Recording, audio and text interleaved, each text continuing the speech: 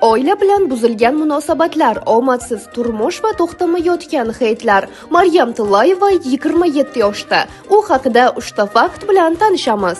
Maryam Tillayeva O'zbekistonning birinchi prezidenti Islom Karimovning nabirasi Lola Karimova-Tillayeva hamda tadbirkor Timur Tillayevning qizi.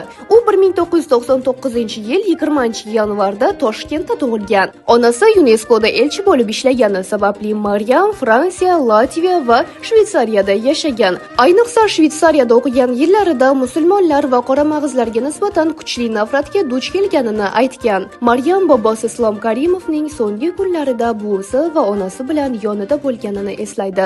Uning aytishicha, bobosining vafoti paytidagi holat va atrofdagi kuchli erkaklarning yig'lashi unga juda qattiq ta'sir qilgan.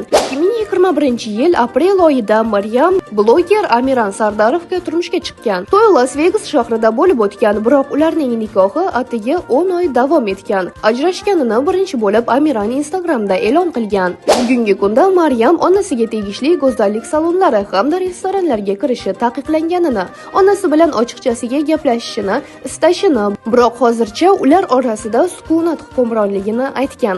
2025-yil 2-yanvarda Maryam o'zidan 3 yosh kichik rossiyalik kichik tadbirkor Arno Kasyan bilan tanishgan. Ularning ilk uchrashuvi Fransiyadagi Courchevel tog' chang'i kurortida bo'lib o'tgan. Avval do'sti bo'lgan juftlik hozirda unashtirilgan. Arno Maryamning qaylig'i. Maryam Tillayevaga kelgusi ishlarida omad va zafarlar tilab qolamiz. Maryam Tillayevaning muxlislari esa videoga like bosishni unutmang. Bu videoni esa aynan uning muxlisi bo'lgan tanishingizga yuborib qo'ying. Eng qiziqarli shou biznes yangiliklarini aynan bizda kuzating.